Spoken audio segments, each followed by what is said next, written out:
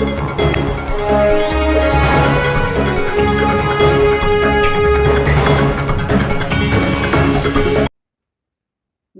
आप देख रहे हैं कोहराम न्यूज। खबरें वही जो कोहराम मचा दे, और मैं हूं आपके साथ सविता शर्मा। व्यक्तित्व जो किसी परिचय की मोहताज नहीं, गुमनाम नाम जो आज बन चुके हैं खास पहचान। आइए ऐसे ही खास हस्ती से हम आपकी मुलाकात करवाने जा रहे हैं। आज के बेहद खास मेहमान हैं प्रोफेसर हरिशंकर शर्मा जी। आइए आज हम उनसे जानते हैं कि वो राजनीति में क्यों आना चाहते हैं, राजनीति में आने का मेन मकसद क्या है। स्वागत है आपका कोहराम न्यूज चैनल पर। आप अपने बारे में बताएं तथा आप राजनीति में क्यों आना चाहते हैं। सविता जी नमस्कार। पहले तो मैं आपको बहुत बहुत धन्यवाद कहूँगा कि आपने आज मिलने का मौका दिया, समय निकाला और बात करी। जैसा कि आप जानती हैं, मैं एक नेवी का रिटायर्ड कमांडर हूँ, यानी सेनानी हूँ। कंपनियों में भी काम किया है, as a president, managing director, और शिक्षा संस्थानों में काम किया है, जैसे vice chancellor, director, pro vice chancellor, director general वगैरह वगैरह। मैं वैसे तो शिक्षा से इंजीनियर हूँ, इलेक्ट्रॉनिक्स, टेलीकॉम, कंप्यूटर, और ज़्यादातर मेरी सोच विज्ञान, आध्यात्म, योग, जो मानव और समाज उत्थान के मार्ग हैं उन पर रही है। मैंने पीएचडी की, परंतु ये सब ही मानव उत्थान, मानव समाज उत्थान और विश्व उत्थान से जुड़ी हुई है। आपका बहुत बहुत धन्यवाद। मैं राजनीति में क्यों आना चाहता हूँ, मैं आपको एक छोटा सा वो दिखा दूँ। ये उल्टा है, लेकिन ये 2009 में मैंने लोकसभा से आवेदन किया था, और उसी से जुड़े हुए ये दो बोर्ड हैं जो मैंने उस समय इलेक्शन के लिए यूज़ किए थे।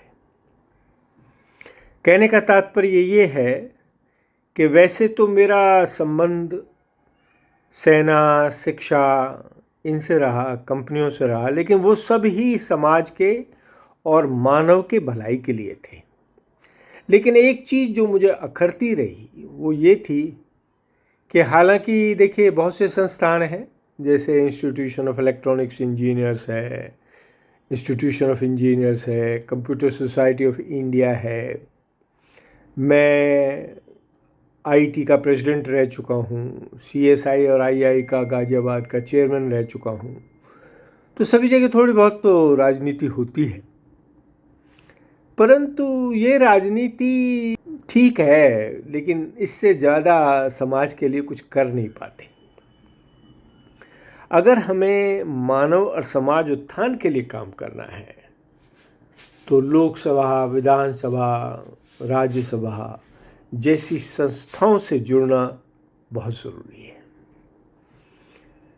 मैं 1988 में 71 वॉर में मैं पूरा युद्ध क्षेत्र में था,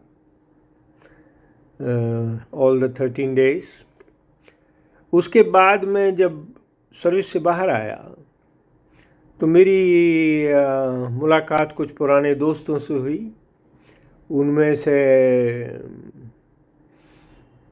प्रकाशवीर शास्त्री जी के छोटे भाई, जो जहाँ मैं रहता था करजन रोड में, उसी के पास रहते थे, और आदरणीय श्री हरकिशन शास्त्री जी, जो शास्त्री जी के बड़े बेटे थे, इन लोगों से हुई। शास्त्री जी ने मुझे एनकरेज किया, तो मैंने 1989 में, जब राजीव गांधी जी थे, तब लोकसभा का आवेदन भरा। करीब करीब मुझे विश्वास दिला दिया गया था कि मुझे आगे जाना है, केवल क्षेत्र और वो डिसाइड करना था। लेकिन दुर्भाग्य से राजीव जी की हत्या हो गई और मेरा मन खराब हो गया। अगर राजनीति में ये सब होता है तो ये कैसे समाज का या देश का भला करती होगी। इस विचार से मैंने फिर वो त्याग दिया। मैं फिर नौकरी में लग गया। ये जो मैंने बताया कि मैं ITC का प्रेसिडेंट बना, जो कि एक राष्ट्रीय संस्था है, और उसके करीब 60 के करीब सेंटर्स थे उस समय, 50 के करीब सेंटर्स थे उस समय। और इसके बाद मैं इंस्टीट्यूशन ऑफ इंजीनियर्स का गाज़ियाबाद का चेयरमैन बना, और नेशनल उसका भी मेंबर बना, काउंसिल का, CSI का भी मेंबर बना, चेयरमैन भी बना गाज़ियाबाद का। लेकिन इन सब में देखने में, हालांकि राजनीति थी वहाँ भी थोड़ी थोड़ी, लेकिन ज़्यादातर प्रोफेशनल बातें होती थी। और मैंने देखा केवल बातें ही वहाँ कर सकते हैं, आप ज़्यादा कुछ कर नहीं सकते। ये सोच के मैंने फिर 2009 में गाज़ियाबाद से स्वतंत्र रूप से लोकसभा के लिए आवेदन किया। जब मैंने आवेदन कर दिया तो उसके बाद मुझे भारतीय पुनः निर्माण दल, जिसका मैंने दिखाया था अभी, ये वाला, ये भारतीय पुनः निर्माण दल, इनके कुछ मेंबर्स ने मुझे कांटेक्ट किया और मैं उनकी तरफ से आवेदन कर दिया। वो उसके बाद खैर 10-15 दिन में तो कुछ खास होता आता नहीं है। मेरा पहला रियल लाइफ एक्सपीरियंस था कि फॉर्म भरने में कितनी दिक्कत आती है आवेदन में। करीब 100 से ऊपर आई कार्ड करने के बाद भी 11 मेंबर निकालने मुश्किल हो गए, क्योंकि कार्ड में किसी का नाम ठीक नहीं है, किसी का एड्रेस ठीक नहीं है, किसी का बाप का नाम ठीक नहीं है, किसी का फ़ोटो ठीक नहीं है। अंत में करीब 150 में से 11 मुश्किल से निकले। खैर, जब भारतीय पुनः निर्माण दल से जुड़ा तो उन्होंने फिर अपना अरेंजमेंट किया और आवेदन हो गया। इसके बाद फिर आप पार्टी बनी तो ज़्यादातर मेंबर्स आप में चले गए, तो मुझे भी कहा। तो 2014 में मैंने आप पार्टी से लोकसभा के लिए आवेदन किया। लेकिन कुछ कारणों से, जो भी कारण हो उनको मैं बता नहीं सकता, कह भी नहीं सकता कि, लेकिन कुछ हुआ नहीं। मैं फिर काम में लग गया। लेकिन वो जो एक भाव था कि राष्ट्र के लिए कुछ करना है, वो अभी भी है। और मैंने सोचा क्यों ना 2024 में एक चांस लिया जाए, कोशिश की जाए। हालांकि हवा तो बहुत अलग टाइप की है और जिस तरह का वातावरण है वो बड़ा ही डरावना भी है एक तरह से नॉर्मल इंसान के लिए, और कैसा होगा कुछ पता नहीं है, क्योंकि अभी तो वर्ल्ड में चारों तरफ युद्ध चल रहे हैं। अभी हम एपिडेमिक से बाहर निकले हैं, लेकिन फिर भी दिल कहता है करना चाहिए, क्योंकि ये सब तो होता ही रहता है। इंसान को परमात्मा ने जिस उद्देश्य से पैदा किया है उसके लिए तो कुछ करना चाहिए। और उसमें सबसे पहला वही है जो आत्मा से आवाज़ आए कि समाज के लिए कुछ करो, संसार के लिए कुछ करो, यही आपका धर्म है। तो इसलिए मैंने 2024 से फिर लोकसभा के लिए आवेदन की सोची है। ये मेरा इस समय का उद्देश्य है। देखिए, पार्टियां तो बहुत हैं, लेकिन जहां भी आप जाना चाहेंगे सभी की अपनी अपनी कुछ नियम भी हैं और ज़रूरतें भी हैं। इसलिए रास्ता तो केवल स्वतंत्र प्रत्याशी का ही बचता है। और उसमें भी जिस तरह का वातावरण है गाज़ियाबाद जैसी जगह में, वहाँ हो सकता है कोई बात भी ना करना चाहे, लेकिन कुछ इसी को बदलना है। राजनीति समाज के कल्याण के लिए, विश्व के कल्याण के लिए, केवल उसमें मटेरियल प्रॉस्पेरिटी, प्रगति जिसको हम बोल रहे हैं आजकल, समृद्धि बोल रहे हैं, वो एक को नहीं है। इंसान को सुख, शांति, एक ऐसा वातावरण जिसमें इंसान जी सके, शिक्षा जो कि मूल्यवान हो, काम जो सुख, शांति और जीवन यापन का साधन हो, ऐसे काम करने चाहिए।